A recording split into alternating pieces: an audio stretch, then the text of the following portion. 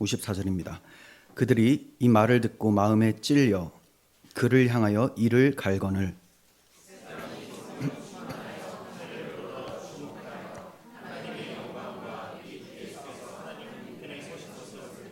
말하되 보라 하늘이 열리고 인자가 하나님 우편에 서신 것을 보노라 한데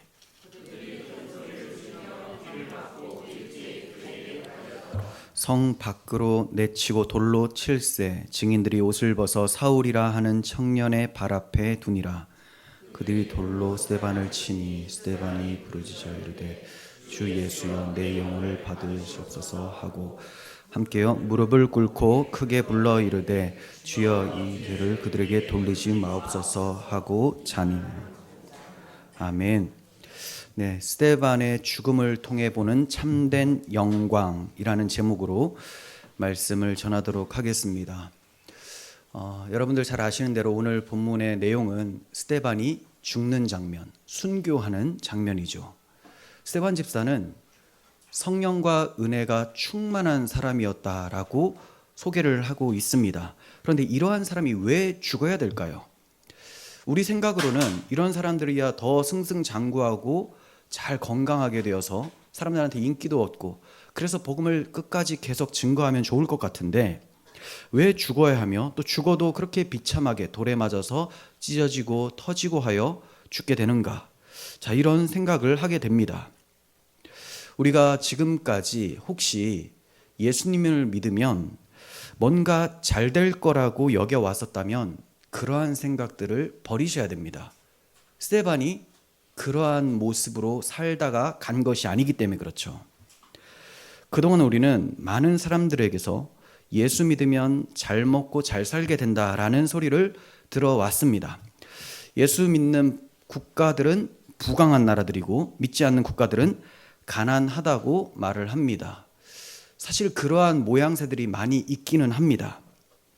그러면서 이 사람들이 하는 말이 가난하고 병들고 실패하면 그리고 또 어려워지면 그것은 예수님을 잘못 믿어서 그런 것이다 라고 말을 하죠. 그러면 생각을 해보십시오. 스데반이 예수님을 잘못 믿어서 그렇게 세상 사람들 눈에 비참하게 죽임을 당한 겁니까? 스데반은 예수님을 너무 잘 믿고 있었던 사람이죠. 교회에서 너무 칭찬받고 유능하여서 집사로 뽑히게 되었고 성령과 지혜가 충만한 사람이었다는 거예요. 그런데 그러한 스데반이 그 결국이 죽음이라는 거죠. 그것도 비참하게. 얼마나 성경을 잘 알고 있었던지 종교 지도자들 앞에서도 성경을 한 줄로 꿰면서 그 의미를 잘 설명한 이런 사람이었습니다. 그런데 그 결과가 돌에 맞아 죽은 거예요.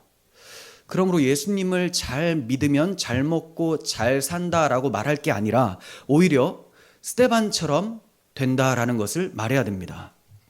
지금까지 예수를 믿어서 세상에서 뭔가 잘 돼 보려고 생각했다면 그 생각을 고치셔야 되는 거예요.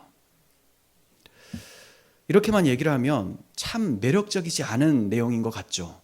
그리고 세상 사람들 입장에서 그래 예수 믿지 않기를 참 잘했다. 목사도 저렇게 얘기를 하는데 교회 나올 이유가 뭐가 있겠느냐 하겠지만 근데 왜 스데반이 그렇게 예수님을 잘 믿었는데도 죽어가면서 그렇게 영광스러운 모습으로 천사의 얼굴과 같이 하면서 담대히 죽어갈 수 있게 되었는가? 그가 도대체 무엇을 보았기에 여기에 대해서는 관심이 없다는 거죠. 그 사람들의 초점은 지금 내 몸뚱아리 하나가 계속 살 수 있느냐 없느냐 여기에 초점이 있는데 스데반은 그것을 초월하는 그것과 비교할 수 없을 정도의 영광스러움을 바라보고 죽었는데 그것이 뭔가에 대해서는 별로 생각지 않는다는 거죠. 그것을 아는 자들이 성도들이고 그것을 알기 때문에 기꺼이 주님과 함께 담대히 순교를 당할 수가 있게 되는 겁니다. 이 비밀, 이 영광스러운 비밀에 대해서 사람들은 모르고 관심도 없어요. 그런데 이것을 알려주면 들을 귀 있는 자들은 듣고 정말로 영광스러움을 위해서 이 한시적인 것을 충분히 버릴 수 있게 되어진다는 거죠. 자, 그러면 돌에 맞아 죽은 스데반 집사가 뭘 얘기했길래 죽게 되었는지 다시 한번 요약해서 말씀을 드리도록 하겠습니다. 우리가 한 2번에 걸쳐서 스데반 집사의 설교에 대해서 살펴보았습니다.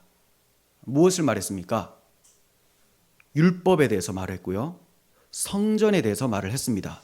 그걸 말한 결과 돌아오는 것은 돌이었다는 거죠. 돌. 그럼 율법이 무엇이냐? 율법이란 인간이 모두 죄인이라는 것을 드러내는 역할로 주신 거죠. 드러내는 역할. 법을 어긴 자들이라는 것을 드러내는 역할로 율법을 주셨습니다. 이로써 모든 인간은 율법 외에 하나님께서 준비해 주신 하나의 또 다른 의, 하나님의 한 의, 곧 예수 그리스도의 속량을 믿음으로 말미암아 의롭담을 받아야 함을 율법을 통해서 가르쳐 주신 거예요. 나는 율법에 비하면 죄인이기 때문에 지옥에 갈 수밖에 없다. 하나님의 진노를 당할 수밖에 없다. 그런데 하나님이 이 율법에 의하여 정죄된 나를 위하여 하나의 의를 준비해 두셨다. 그 의가 바로 예수 그리스도, 그분께서 나를 위해 죄값을 다 치르신 속량을 믿는 의다라는 것을 보게 하기 위해 율법을 주셨다라는 거예요. 그런데 당시 유대인들은 그 율법을 가지고도 율법이 증거한 의인 예수 그리스도를 죽였고 이제 그 의인을 증거하고 있는 교회들을 죽이려고 하고 있는 거죠.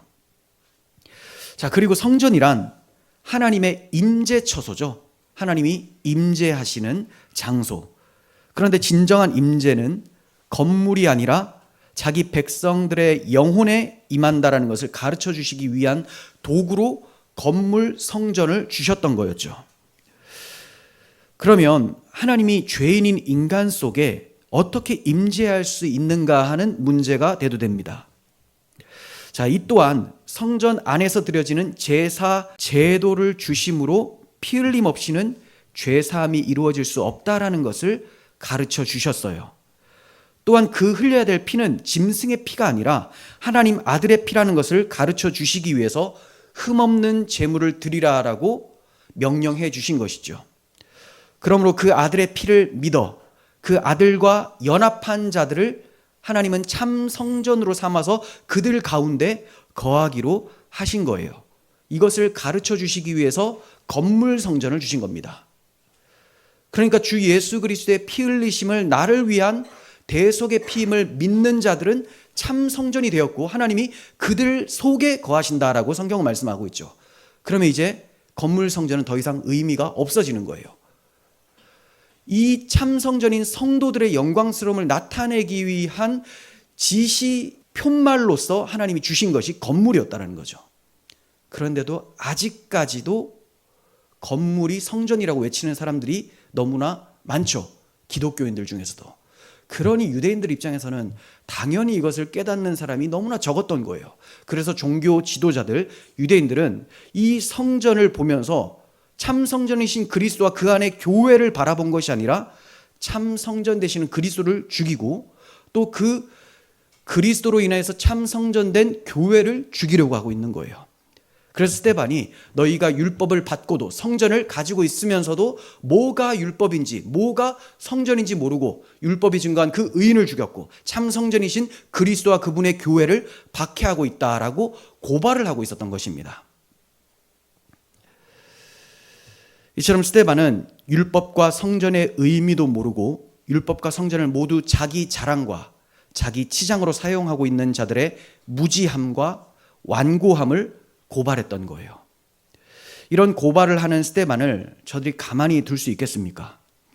마치 예수님의 말씀을 들으면서 귀를 막으면서 십자가에 못 박으라고 외쳤었던 그 모습을 스데반에게 보이고 있는 거죠. 그럼 우리가 제대로 예수님을 믿고 있다면 스데반처럼 돌에 맞아 죽거나 조롱과 멸시와 천대를 받는 것이 당연한 것입니다. 스데반도 이것을 알고 너희 조상들이 선지자들 중에 누구를 박해하지 아니하였느냐? 의인이 오시리라고 예고한 자들을 죽였고 이제 너희는 그 의인을 잡아준 자요 살인한 자가 되었다라고 말을 했던 거죠. 그러니까 스데반도 자기가 이제 곧 죽임 당한다라는 것을 알고 있었어요. 예수를 죽인 자들이 그 예수를 전파하는 자기도 죽일 것을 알고 있었습니다. 스데반은 전에 예수님이 하신 말씀을 전해 듣고 마음에 간직하며 순교를 준비하고 있었다고 보여집니다. 그러면 예수님께서 하셨던 말씀이 뭐냐? 마태복음 23장 29절부터 봅니다. 화 있을진저 외식하는 서기관들과 바리새인들이여. 자, 이 사람들이 바로 스데반 앞에 있는 종교 지도자들, 똑같은 사람들이죠. 자, 바리새인들이여, 너희는 선지자들의 무덤을 만들고 의인들의 비석을 꾸미고 이르되 우리가 조상 때 있었더라면 우리는 그들이 선지자의 피를 흘리는데 참여하지 아니하였으리라 하니, 그러면 너희가 선지자를 죽인 자의 자손임을 스스로 증명함이로다. 너희가 너희 조상의 분량을 채우라. 그러니까 너희 조상들이 다 선지자들을 죽였는데 지금도 전파하고 있는 그 선지자들을 죽여서 너희 조상들이 다 채우지 못한 그 죄악의 분량을 채우라라는 거죠. 그러면서 이렇게 얘기를 합니다. 뱀들아, 독사의 새끼들아. 이게 뭐예요? 마귀의 후손, 뱀의 후손이라는 말이죠. 창세기 3장 15절에서 하나님께서 말씀하신 대로 여자의 후손 줄기와 뱀의 후손 줄기가 나뉘어진다고 했어요. 그런데 자기들이 여자의 후손 줄기라고 자부하고 있었고 하나님 백성이라고 자부하고 있었는데 예수님께서는 뱀들아, 독사의 새끼들아 라고 말씀을 하고 있는 거예요. 너희가 어떻게 지옥의 판결을 피하겠느냐? 그러므로 내가 너희에게 선지자들과 지혜 있는 자들과 서기관들을 보내매 너희가 그 중에 더러는 죽이거나 십자가에 못 박고 그 중에 더러는 너희 회당에서 채찍질하고 이 동네에서 저 동네로 따라다니며 박해하리라. 그러므로 의인 아벨의 피로부터, 제일 먼저 죽임당한 사람이죠. 제일 먼저 아담의 아들 가인으로부터 형한테 죽임당하잖아요. 이때부터 시작해서 성전 제단 사이에 너희가 죽인 바라랴의 아들 사가랴의 피까지 땅 위에 흘린 의로운 피가 다 너희에게로 돌아가리라. 그러니까 에덴 동산에서 쫓겨난 직후부터 해서 구약시대 끝까지 끊임없이 박해한 선지자들의 그 피가 너희에게로 돌아갈 것이다. 내가 진실로 너희에게 이르노니 이것이 다 이 세대에 돌아가리라. 이 말씀을 스데반은 분명히 기억을 하고 있었을 거예요. 아, 예수를 죽인 자, 예수가 오리라 한 선지자들을 죽인 자, 이제 그 선지자들이 증거한 예수를 전파하는 나도 죽임을 당할 것이다. 이것을 알고 있었던 거죠. 그러니까 구약 시대부터 신약 시대까지 모든 역사 속에 대적자들은 끊임없이 주 예수와 그분의 교회를 박해한다라는 것을 예수님의 말씀과 스데반의 말씀을 통해서 우리는 알 수가 있습니다. 이것이 예수님을 믿고 따르며 증거한 자들의 모습인 거예요. 한 사람도 예외 없이 다 고난과 박해를 받았습니다. 여러 부분과 여러 모양으로 박해를 받은 거예요. 복음의 불모지, 복음의 적대 국가에서는 더욱 심하게 나타나고 우리나라와 같이 종교의 자유가 있으면 좀 다른 형태로 나타나지만 결국은 이 모양 저 모양으로 다 박해를 받으며 살게 됩니다. 그래서 스데반이 주 예수님을 증거한 후 돌에 맞아 죽게 되는 거예요. 그게 오늘 본문 내용인데, 그렇다고 스데반에게 초점을 맞추는 것이 우선이 아닙니다.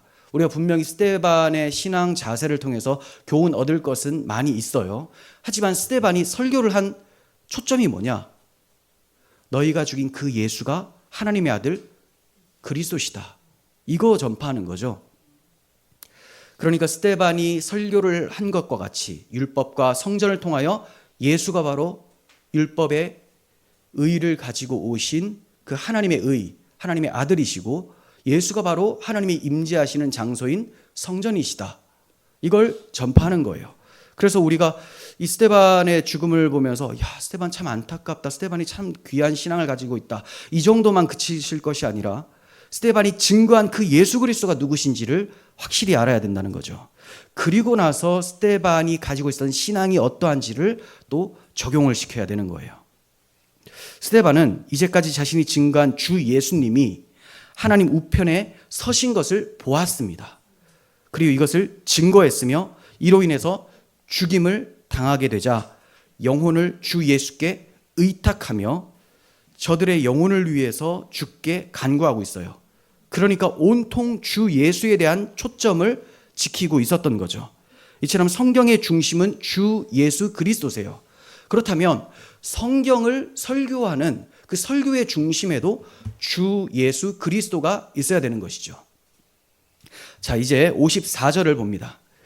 그들이 이 말을 듣고 마음에 찔려 그를 향하여 이를 갈거늘.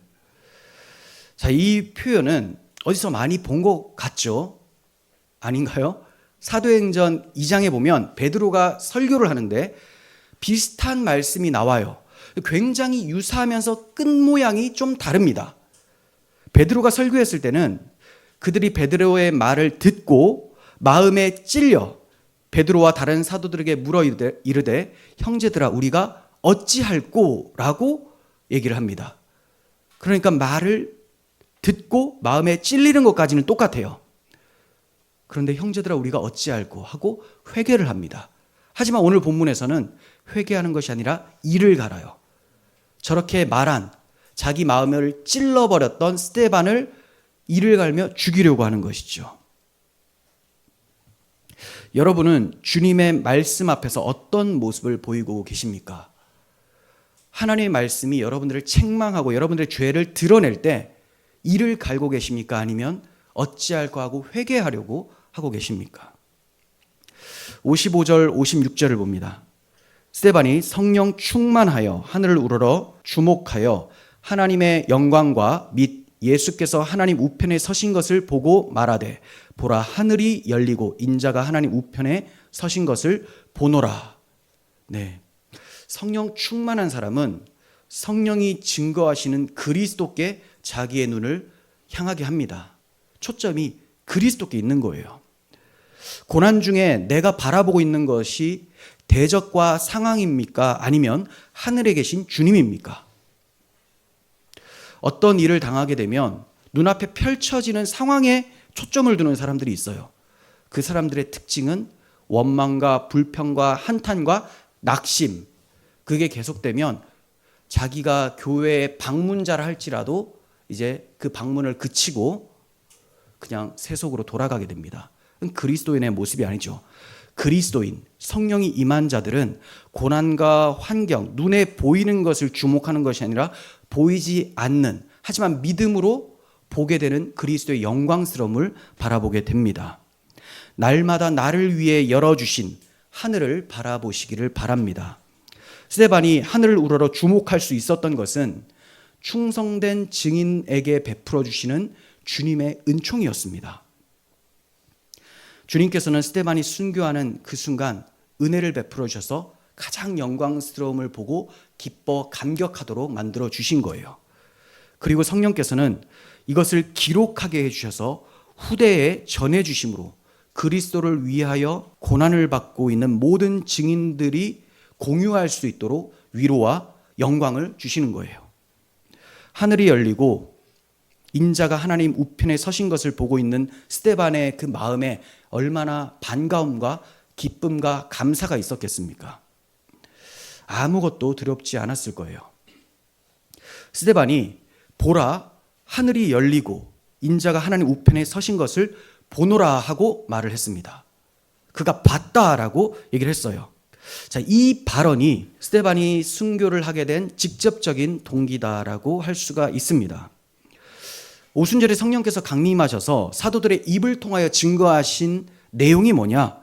바로 너희가 십자가에 못 박아 죽인 예수가 하나님께서 살리셔서 자기 보좌 우편에 앉히셨다라는 거예요. 근데 스데반은 그냥 앉으신 정도만이 아니라 지금 하늘에 계시면서 보좌 우편에서 서서 지금 우리 머리 위에 그분이 지켜보고 계신다라고 얘기를 하고 있는 거예요.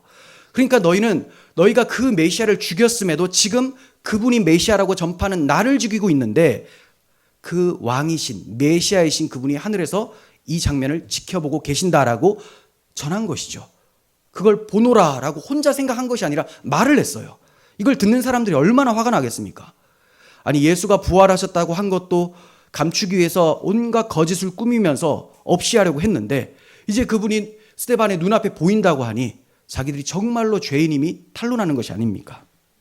그래서 스데반의 긴 설교를 처음에는 경청하고 있던 사람들이 결론 부분에 마음이 찔려서 이를 갈기 시작하고요. 절정에 이르러서는 귀를 막고 달려들어 더 이상 말을 못하게 하려고 합니다.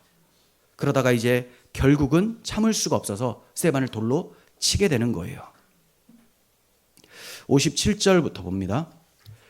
그들이 큰 소리를 지르며 귀를 막고 일제히 그에게 달려들어 성 밖으로 내치고 돌로 칠세.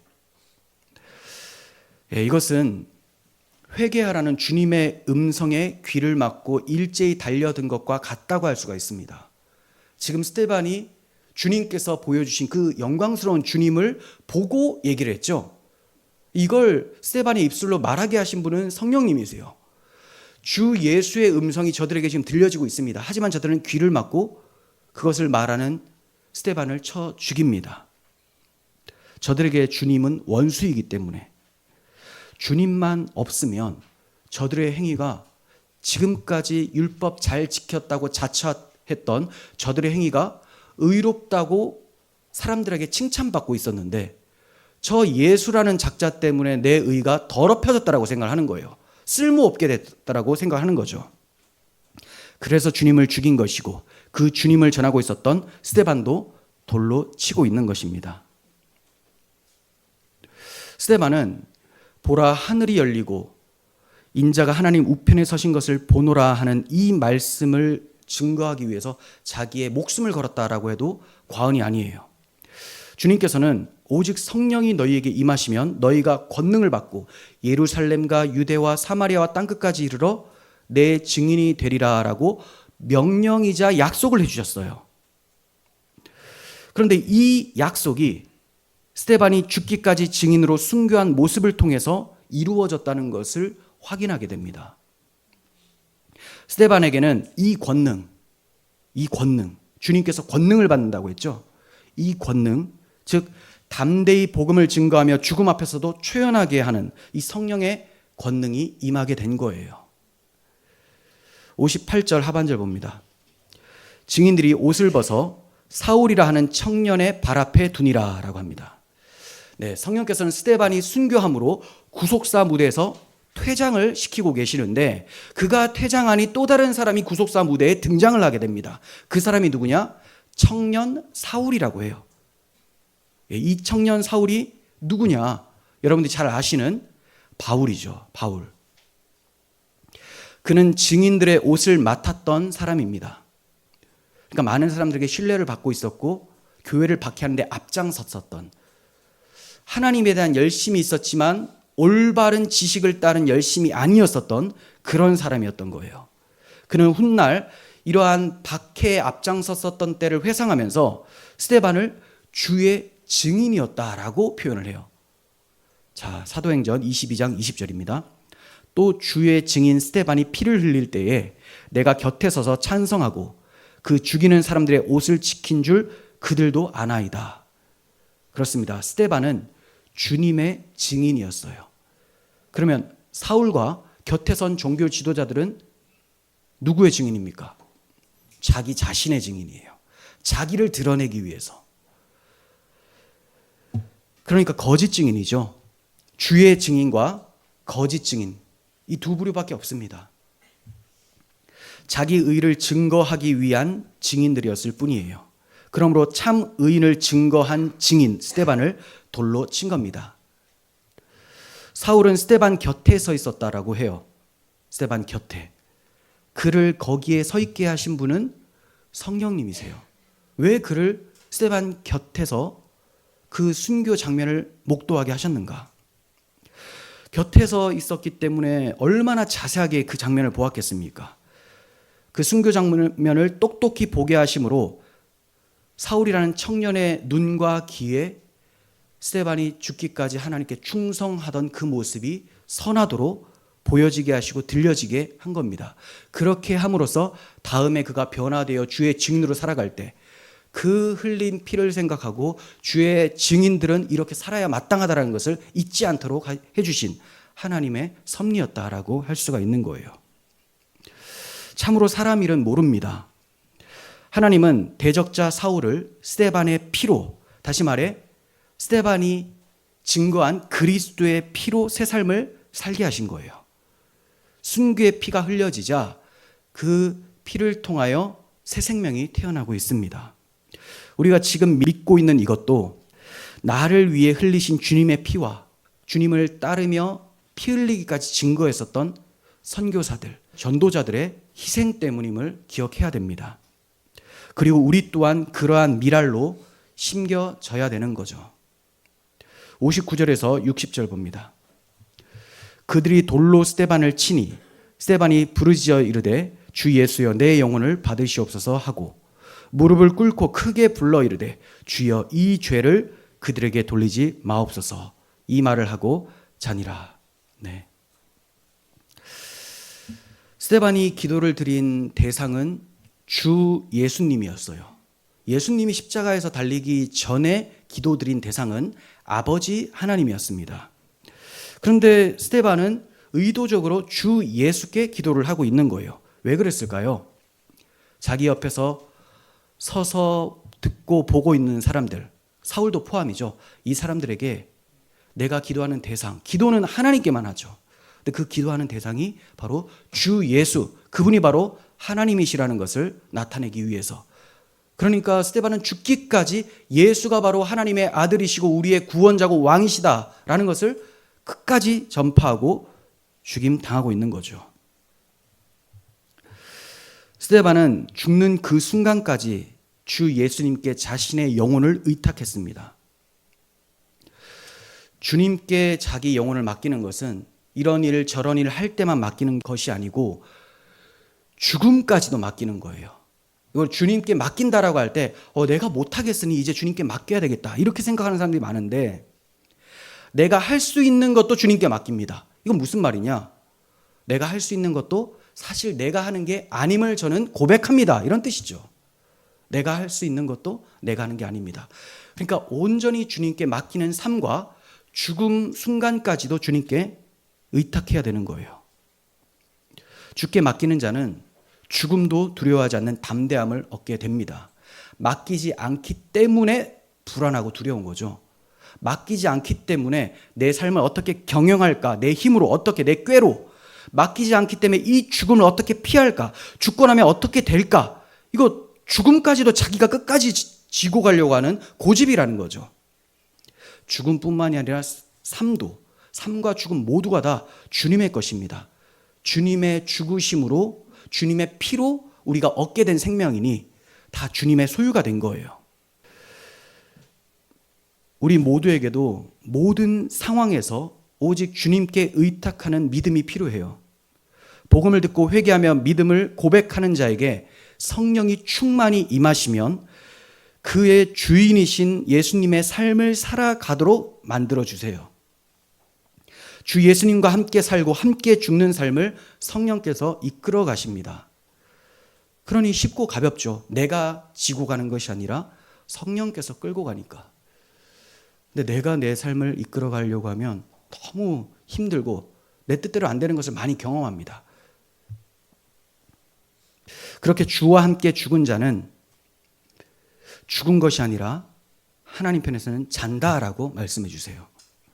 그의 머리이신 주님이 부활하셨기에 그도 자다 깬 것처럼 주님이 다시 오시는 그날에 자다가 깨는 부활에 참여하게 된다라고 말씀을 하고 있는 것입니다. 여러분들은 고통과 박해 속에서 주님과 스데반처럼 저들의 죄를 저들에게 돌리지 말라고 간구할 수 있습니까? 저들의 죄를 저들에게 돌리지 말라. 그럼 누구에게 돌린단 말입니까? 예수님이죠. 그러니까 한마디로 지금 저들이 몰라서 나를 박해하고 주 예수님을 십자가에 못 박았지만 저들에게 성령께서 은혜를 베풀어 주셔서 내가 비록 죽더라도 이 복음이 저들의 마음에 심겨져서 저들이 주 예수님을 믿게 되면 이제 저들의 죄를 주님이 가져간 것이 되게 해달라고 간구하고 있는 거죠. 예수님이 십자가에서 그렇게 말씀하셨고 스데반도 순교 현장에서 그렇게 말을 하고 있는 거예요. 저들의 죄를 저들에게 돌리지 마옵소서. 우리는 대속자가 아니지만 그리스도 안에 있는 자로서 그리스도의 용서와 사랑과 긍휼의 마음이 있어야 합니다. 못 잡아먹어서 잠 못 드는 그런 삶을 청산해야 됩니다. 누가 나한테 뭐라고 했고 비난했고 또 앞에서도 아니고 뒤에서 내가 그걸 못 들었으면 될 거 아니에요. 들었으니까 잠이 안 오는 거예요. 분에 차서. 이게 과연 스데반과 예수님의 모습과 닮았다라고 할 수 있을까요? 정반대의 모습이죠. 주님의 십자가 사랑이 거하는 그 사람에게만 편안하게 잠잘 수 있는 은혜가 있습니다. 왜냐하면 이 모든 것을 주님의 손에 의탁하는 거거든요. 그가 돌아오지 않고 끝까지 반역하면 공의로운 하나님의 형벌을 받게 되는 것이고, 그가 회개하여 돌아오면 주 예수의 사랑을 입어서 함께 한 형제 되는 것이니 다 주님께 맡기는 거예요. 스데반의 순교는 예루살렘 교회와 그리스도인들에 대한 대박해의 출발점이 됩니다. 스데반이 죽으니 이제 박해가 끊어지는 것이 아니라 박해가 활성화됩니다. 더 확장돼요.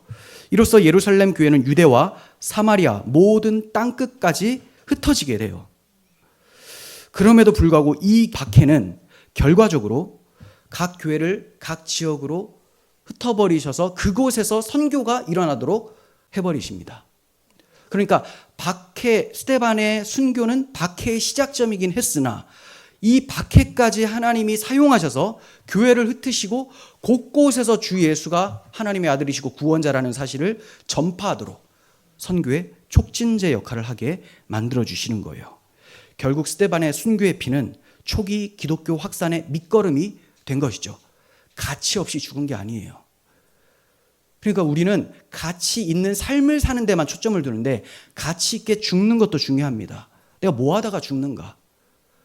우리 자주 이런 얘기하죠. 내가 뭐 하다가 주님 재림을 만나게 되는가? 내가 뭐 하다 죽는가? 똑같은 겁니다. 죽는 그 순간에 주님의 재림을 맞이하게 될 거니까. 우리가 살아있을 때도 주님의 재림을 맞이할 수도 있죠. 주님이 지금 오신다면. 그런데 주님이 훗날에 오신다면 그럼 내가 주님을 만나는 건 언제입니까? 내 임종 때라는 거예요. 그러니까 사는 것도 중요하지만 죽는 것도 중요해요. 무엇을 하다가 무엇을 위해서 죽게 되는가? 여러분들은 어떻게 살고 무엇 때문에 죽는 것이 영광스럽고 가치 있는 일이라고 생각하십니까? 주 예수 그리스도를 위해서 사는 것이 가장 가치 있고 영광스럽다고 성경은 계속 증거해 주고 있는 거예요. 스데반이 불쌍하게 느껴지세요? 스데반 저렇게 열심히 충성했는데 돌에 맞아 죽었다. 불쌍하다. 스데반이 만약 이 자리에 있다면 그렇게 생각하는 그 사람을 너무 불쌍하게 여길 거예요. 왜냐하면 자기가 영광스러운 그 가치 있는 것을 봤기 때문에 이 아무것도 아닌 자기의 생명을 내어놓을 수가 있었는데, 자기를 불쌍히 여기는 사람은 그 영광스럽고 가치 있는 것을 못 봤기 때문에 그런 생각하는 거 아닌가. 그럼 너무 불쌍한 거죠. 스데반 입장에서는. 성경은 스데반의 죽음을 죽었다고 하지 않고 잤다라고 하죠. 잤다. 그렇습니다. 죽은 게 아니라 자는 거예요. 자는 것은 쉼이에요. 나 이제 너무 일과가 피곤했으니 오늘 좀 쉬어야 되겠다. 이 말은 잔다는 거죠. 하나님이 스데반이 죽은 게 아니라 잔다라고 표현해 주신 거죠. 그는 지금 쉬고 있다. 내 안식에 들어왔다라는 거예요. 영원한 안식에 들어간 겁니다. 우리가 매일 밤에 잠드는 것은 죽는 연습이라고 할 수가 있어요. 그리고 참 안식이 무엇인가를 가르쳐 주시는 하나님의 도구다라고 할 수가 있습니다. 이렇게 영원한 안식에 들어가게 된 것, 이것이 스데반의 최후의 모습이었어요. 스데반은 인간에게 참된 영광이 무엇인지를 알았습니다. 영원하신 영광의 하나님을 만나서 함께 사는 것, 이것보다 더 큰 영광이 어디 있어요? 사람들마다 모두가 다 마음에 공허함이 있죠. 그 공허함이 왜 있습니까? 공허함이 있기 때문에 욕심이란 게 있잖아요. 공허함이 있기 때문에 이기심도 있고 질투심이 있는 거예요. 뭔가 부족함을 느끼기 때문에. 이게 왜 찾아 들어온 겁니까? 원래 있던 것이 빠졌기 때문에. 그 원래 있던 것이 어디에 있었던 것이고 무엇입니까? 에덴 동산에서 아담이 타락 전에 하나님과 연합하여 하나님을 기쁨으로 섬기고 있던 그 마음의 안식, 평안이죠. 하나님으로 인해서 부유함을 누리고 평안을 누리고 안식을 누리고 있었는데 하나님과 관계가 단절됨으로 이제 이 비참한 역사가 시작이 된 것이죠. 그것을 끊어버리고 다시 하나님의 영광스러움과 평안함을 되찾는 것, 이것이 가장 기쁘고 가치 있는 일이라는 것을 스데반은 알고 있었어요. 그러므로 이를 자신에게 이루어 주신 주 예수님을 죽는 그 순간까지 증거하는 거예요. 잃어버렸던 그 하나님을 되찾아 주신 분. 주 예수께서 자기 피 흘려 하나님께 나아갈 수 없게 만든 이 죄의 문제를 다 해결해 주셨다. 내 죄를 대신하여 십자가에서 죽으심으로 나를 하나님과 함께하게 만들어 주셨다. 그러니 지금 내가 피 흘려 죽는다 할지라도 나는 하나님과 연합하여 하나님의 백성으로 영원토록 살게 될 것이다. 이것을 알고 있었기 때문에 죽는 그 순간까지 주 예수 그리스도가 나의 구원자시다. 이 전파하고 있는 것이죠. 이것을 위해서라면 자기 목숨조차 귀한 것으로 여기지 않으며 그리스도만 증거하는 것입니다. 영원한 것을 위해서 한시적인 것을 버리는 사람은 결코 어리석다 할 수 없는 사람이죠. 반대로 한시적인 것을 위해서 영원한 것을 버리는 사람을 우리는 하나같이 아이고 어리석어라 라고 할 거예요. 근데 그 어리석은 짓을 교회에 앉아있는 사람들 중에서도 많이 한다는 거죠. 영원한 것을 봤다, 믿는다라고 하지만 믿음이 실제가 되지 못해서 말로만 하고 눈에 보이는 것을 따라 행하는 사람들, 그것을 지키려고 하는 사람들, 내 지금 코에 숨 들어가는 것, 이 목숨 하나 건지려고 하는 것, 이런 사람들이 교회 밖에 있으면 모를 텐데 교회 안에서도 이러한 사람들이 있다는 거죠. 복음을 모르는 거예요. 복음을. 여러분, 우리는 오늘 어떤 모습을 하고 있습니까? 혹시 내가 지금까지 세상에서 세운 업적이나 교회에 나와서 세운 결과물들이 드러나게 되어 인정받는 것, 이걸 원하고 계십니까? 많은 기독교인들이 크고 멋있는 예배당이 있으면 은근히 자랑스러워해요. 오늘 우리는 너희는 성전이 무엇인지도 모르지, 성전은 바로 주 예수야, 그분 안에 있는 교회야 라고 비난하면서 자기의 지식을 자랑하고 있지 않은지 돌아봐야 됩니다. 그 아는 것, 난 너희들과 달라라고 하는, 그러니까 이 복음의 내용까지도 자기 의를 챙겨 먹는데 갖다 쓰는 거에 굉장히 능통한 사람들이 바로 죄인이라는 거예요. 죄인은 어떻게 하든 죽기까지 자기 의를 놓지 않으려고 합니다.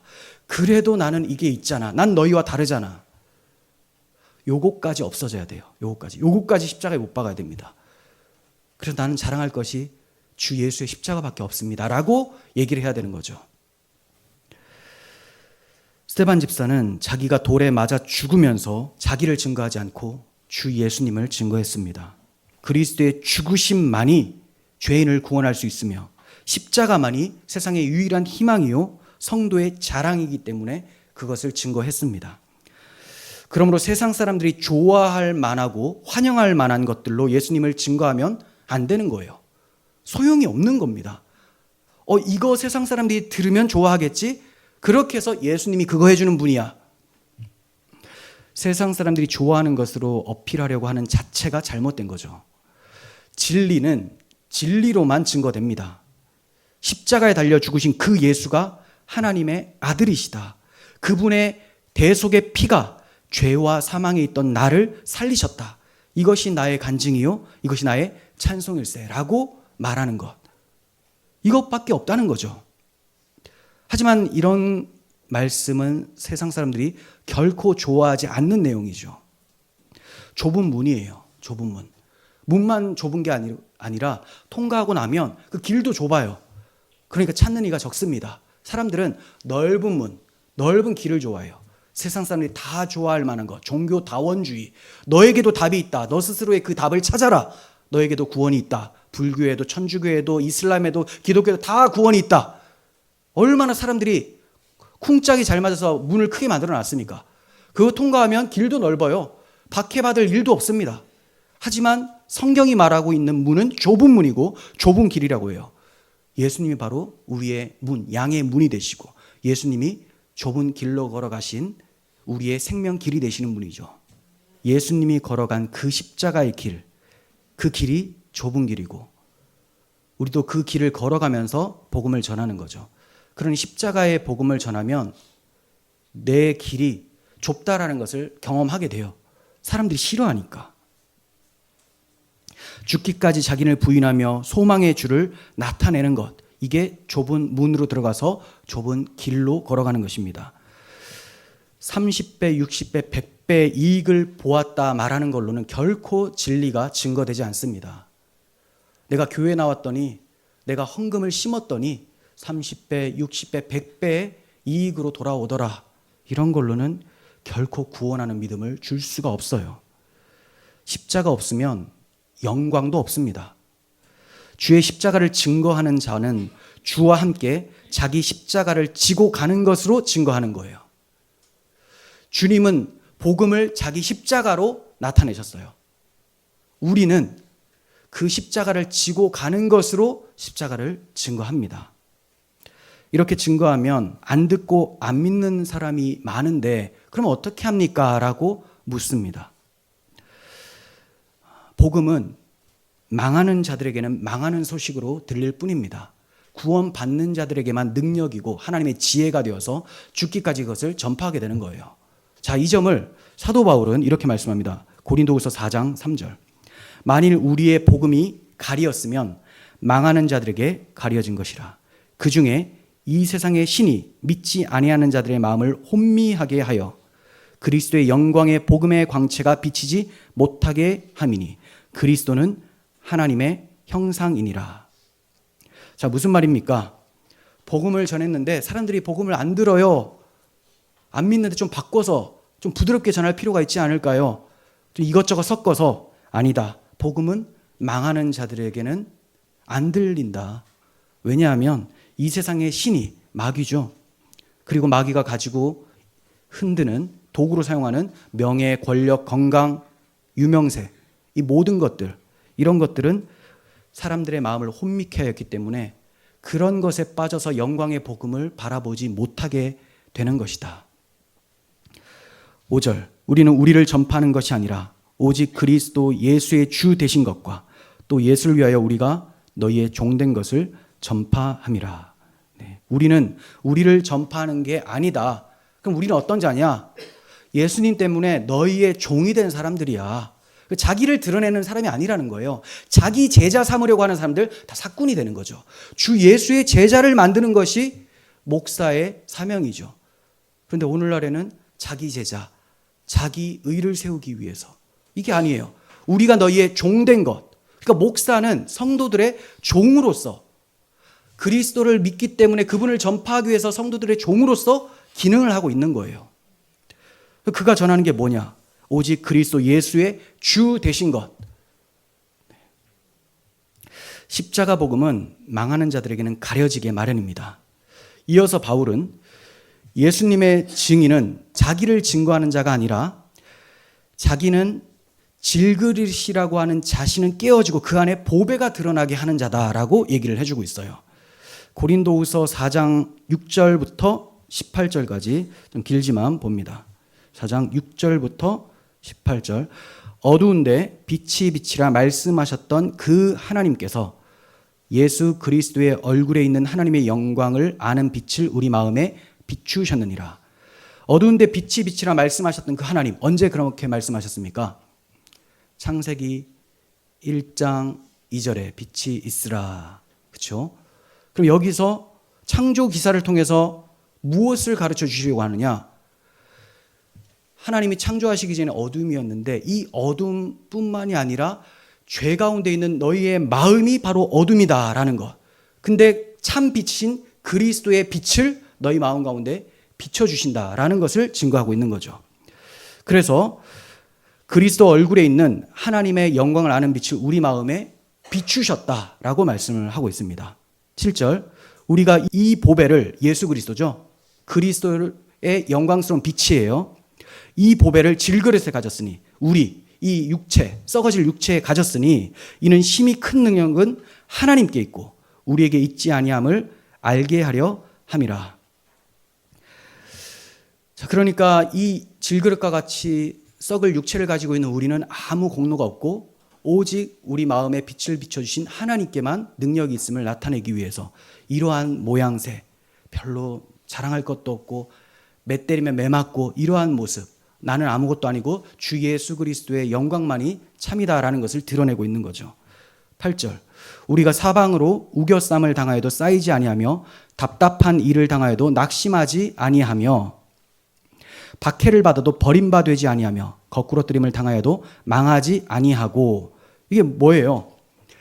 여러 환난이 찾아와도 좌절하거나 꺾여지지 않는다. 아무리 난처한 일을 당해도 낙심하지 않는다란 말이에요.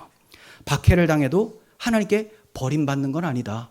사람들에게 버림을 당해도 하나님께 버림받는 것은 아니다라는 거예요. 얻어맞고 넘어져도 멸망하지 않고 다시 일어나서 복음을 전파한다는 겁니다. 10절. 우리가 항상 예수의 죽음을 몸에 짊어짐은, 이것은 예수께서 죽음의 그 길로, 십자가의 길로 가신 것처럼 우리의 몸도 항상 십자가가 눈앞에 보인다. 우리는 늘 박해당하고 죽음의 위기에 놓여 있다라는 말이죠. 자, 예수의 죽음을 몸에 짊어짐은 예수의 생명이 또한 우리 몸에 나타나게 하려 함이라. 어떻게 우리에게 이러한 고난과 박해, 죽음이 눈앞에 있습니까? 그것은 너희가 예수님을 믿고 예수님이 너희 가운데 거하기 때문이야. 예수의 생명이 너희 가운데 있다라는 것이 너희들의 박해 받음을 통해서 증명이 되는 거야. 세상은 예수를 싫어하니까. 11절. 우리 살아있는 자가 항상 예수를 위하여 죽음에 넘겨짐은 예수의 생명이 또한 우리 죽을 육체에 나타나게 하려 합니다. 그런즉 사망은 우리 안에서 역사하고 생명은 너희 안에서 역사하느니라. 이런 말이죠. 우리는 복음을 전하기 때문에 죽음에 직면하고 있습니다. 하지만 그 결과 영원한 생명이 여러분에게 주어지는 것입니다. 우리가 죽기까지 복음 전하기 때문에 여러분들에게는 그 복음이 생명으로 찾아옵니다. 이런 거죠. 13절. 기록된 바 내가 믿었으므로 말하였다 한 것 같이 우리가 같은 믿음의 마음을 가졌으니 우리도 믿었으므로 또한 말하노라. 이게 말이 참 어렵죠. 이게 시편 116편의 말씀을 인용한 건데요. 이런 겁니다. 시편 기자가 나는 믿었다, 그러므로 나는 말하였다라고 말한 것처럼 우리도 하나님께서 우리를 지키시고 구원하실 것을 믿기 때문에 담대히 말을 합니다. 내가 복음을 믿기 때문에 그 복음의 영광, 다만 이 땅에서 죽는다 할지라도 부활에 참여하게 될 그 영광스러운 복음을 믿기 때문에 내가 말을 합니다. 이런 뜻이에요. 그래서 14절에 이어서 말씀하죠. 주 예수를 다시 살리신 이가 예수와 함께 우리도 다시 살리사 너희와 함께 그 앞에 서게 하실 줄을 아노라. 이는 모든 것이 너희를 위함이니 우리가 이렇게 고난을 당하는 것 다 여러분들의 영혼을 위함입니다. 이런 뜻이죠. 많은 사람의 감사로 말미암아 은혜가 더하여 넘쳐서 하나님께 영광을 돌리게 하려 함이라. 우리가 왜 이렇게 고난을 받고 있습니까? 너희 구원을 위해서야. 우리가 이렇게 고난을 받고 죽임을 당하더라도 여러분들이 우리가 전한 그 복음을 듣고 하나님께 감사한다면 그것이 하나님께 영광이 되기 때문에 우리는 기꺼이 죽음을 맞이합니다. 이런 말씀이죠. 16절. 그러므로 우리가 낙심하지 아니하노니 우리의 겉사람은 낡아지나 우리의 속사람은 날로 새로워지도다. 네. 우리가 매맞고 병들고 감옥에 갇히고 이런 모습, 겉사람은 낡아지는 것처럼 보여도 우리의 속사람, 예수의 생명은 우리 가운데 더 크게 역사한다라고 말을 하고 있습니다. 17절. 우리가 잠시 받는 환난에 경한 것이 지극히 크고 영원한 영광에 중한 것을 우리에게 이루게 함이니. 우리가 지금 환난을 받고 있지만 이것은 너무나 가벼운 거예요. 무엇에 비하면 앞으로 우리가 받을 크고 영광스러운 하나님의 영광에 비하면 이건 아무것도 아닙니다. 오히려 이 박해로 인해서 우리는 크고 영원한 영광에 중한 것을 이루고 있는 것입니다. 18절. 우리가 주목하는 것은 보이는 것이 아니요 보이지 않는 것이니 보이는 것은 잠깐이요 보이지 않는 것은 영원함이라. 네. 우리가 주목하는 것은 우리가 우겨쌈을 당하고 매맞고 죽임당하게 되는 눈앞에 펼쳐진 이 현실, 이것이 아니라 보이지 않는 것을 주목하는데 이 보이지 않는 것은 그리스도와 함께 받게 될 영광스러움이라는 거죠. 영원한 하나님 나라, 의의 나라, 사랑의 아들의 나라. 보이는 것은 잠깐이요. 내가 매맞고 죽는 것은 잠깐이지만 보이지 않는 것, 하나님께서 주시는 그 영광스러움은 영원하다라고 말씀을 하고 있습니다. 그러므로 십자가 복음이란 사람들이 스스로 믿을 수 있는 게 아니에요. 자기 힘으로 내가 오늘부터 믿어봐야지 이런 것이 아니라, 물론 내가 믿는다고 고백은 하지만 그 고백 뒤에는 하나님의 성령의 역사가 있게 되어지는 거죠. 십자가는 타락한 인간의 눈으로 보면 저주받은 모습이고 이 세상에서 가장 비참하게 실패한 모습으로 보일 뿐입니다. 그런 십자가를 누가 좋다고 나서서 믿겠습니까? 그러므로 우리가 복음을 전할 때 누군가 우리가 그 십자가의 복음을 믿습니다 라고 말한다면 그것은 어두운 가운데 빛이 있으라 말씀하셨던 그 하나님의 말씀이 성령을 통하여 심겨지게 된 것입니다. 그리스도의 복음의 강체가 어두컴컴한 우리 마음을 비추어 주셨기 때문에 이제 영적 눈을 뜨게 되는 거예요. 새로운 세상이 열려지게 되는 겁니다. 그렇게 새로운 세상을 보니 진짜 세상의 빛은 예수님이다. 보배는 예수님이다. 이걸 알게 되는 거예요. 사람들은 황금, 지폐, 명예 이런 것을 보배로 생각하는데 눈이 열려지니까 새로운 세상, 새로운 세계관과 가치관이 생기니까 달리 보이는 거죠. 이런 사람이 기독교인이라는 거예요. 기독교인. 세계관, 눈이 바뀝니다. 나는 이 눈이 있는데 이 눈이 아니죠. 마음의 눈이죠. 믿음의 눈이죠. 이 눈을 통해서 들어오는 것을 믿음의 눈으로 해석을 합니다. 세계관이 바뀌고 가치관이 바뀌니 이 세상, 이 세계가 아니라 저 하늘 세계를 보게 되고 이 가치가 아니라 하늘의 가치를 보게 되는 거예요. 그러므로 이 보배가 드러나기 위해서 날마다 나라고 하는 질그릇이 깨어지는 방법으로 증거하고 있는 거죠. 질그릇이 자기를 치장하면 그 안에 보배가 드러날 수가 없어요. 사람들이 질그릇만 볼 거 아닙니까? 그 질그릇이 아니게 되는 거죠. 질그릇 주제에 옆에 엄청 화려하게 막 해버립니다. 그럼 그 안에 뭐 담겼는지 사람들 보지 않고 야, 저 그릇 이쁘다. 근데 지금 바울이나 스데반은 뭐예요? 이 그릇은 깨져야 되는 거다. 깨지면 내 안에 그 보배, 그리스도의 생명이 드러난다라고 하고 있는 거죠. 안에 보배가 없는 사람들은 질그릇 치장하기에 바쁩니다. 불안한 거거든요. 가치가 없는 것을 자기가 알거든요. 돈이라는 것이 없으면 내가 가치가 없고 건강이 없으면 가치가 없고 명예가 없으면 가치 없다고 생각을 해요. 근데 기독교인들은 명예, 돈, 건강 이런 것이 없어도 가치 있는 걸 알아요. 왜냐하면 가치 있으신 그분이 내 안에 계시기 때문에. 비록 내가 세상에서 볼 때 질그릇처럼 보일지라도 깨트려 보면, 죽어 보면 주 예수의 생명이 나를 가장 영화롭게 만들어낸다는 것을 알고 있기 때문에 깨지는 것을 두려워하지 않습니다. 이리 치이고 저리 치이고 조롱당하고 놀림당하고 결국 죽기까지 박해를 받아도 주 예수의 영광에 참여하는 그 눈을 가지고 있기 때문에 스데반처럼 천사의 얼굴을 하면서 순교할 수 있게 되는 것입니다. 우리의 겉사람은 낡아지지만 속사람은 날로 새로워지는 거예요. 스데반처럼 주님과 함께 살고 주님과 함께 죽는 자, 하나님 보실 때 죽은 자가 아니라 자는 자의 영광을 우리 모두가 입을 수 있었으면 좋겠습니다. 기도하겠습니다. 하나님 아버지, 스데반 집사가 죽기까지 증거하며 바라보며 큰 기쁨과 감격 속에 잠들 수 있었던 것처럼 우리 또한 그러한 주 예수의 영광스러움에 매여 살게 하여 주시옵소서. 주님을 만나니 이 세상에 나를 유혹할 만한 것이 이제 없어졌음을 고백하고 감사할 수 있는 신앙으로 자라게 하여 주시옵소서. 우리 구주 예수 그리스도의 이름으로 기도합니다. 아멘.